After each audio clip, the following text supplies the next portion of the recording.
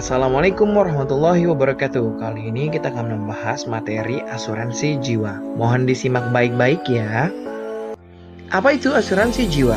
Asuransi jiwa adalah jenis asuransi yang menyediakan pengalihan kerugian finansial atas bencana yang bisa terjadi pada manusia, baik akibat langsung seperti kematian atau cacat, maupun akibat tidak langsung seperti biaya pengobatan atau kehilangan penghasilan.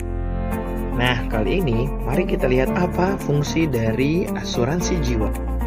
Fungsi asuransi jiwa, pertama, sebagai media proteksi, memberikan santunan kepada ahli waris ketika tertanggung meninggal dunia dalam periode pertanggungan.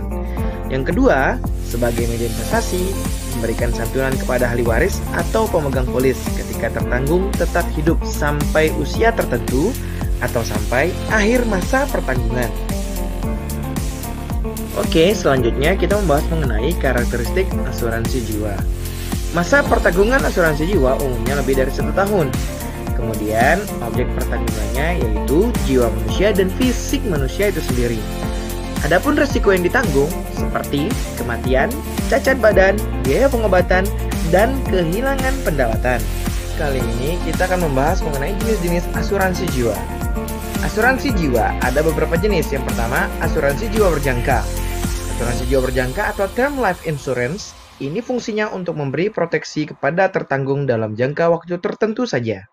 Kemudian yang kedua, asuransi jiwa seumur hidup, yaitu asuransi jiwa jenis seumur hidup atau whole life insurance memberikan perlindungan seumur hidup meski biasanya perusahaan asuransi membatasi manfaat perlindungan hingga hanya 100 tahun.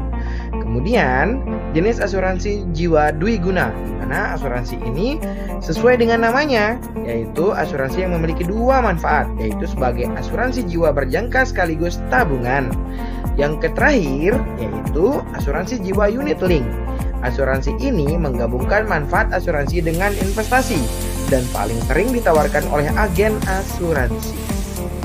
Baik, kali ini kita akan membahas mengenai subjek dalam asuransi jiwa. Pertama, yaitu pemegang polis asuransi jiwa. Pemegang polis asuransi jiwa merupakan pihak yang memegang atau menyimpan dokumen polis asuransi jiwa.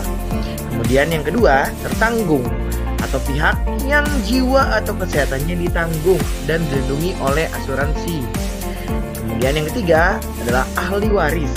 Ahli waris ini adalah pihak yang berhak memperoleh santunan asuransi jiwa. Kemudian ada namanya sasaran-sasaran yang ingin diraih oleh sebuah perusahaan asuransi, terutama asuransi jiwa. Yang pertama yaitu individual life assurance. Biasanya polis asuransi jiwa ini dapat diterbitkan dalam suatu nilai tertentu, misalnya 10 juta rupiah atau lebih, dengan premi dibayar secara tahunan, semester, triwulan, atau bulanan.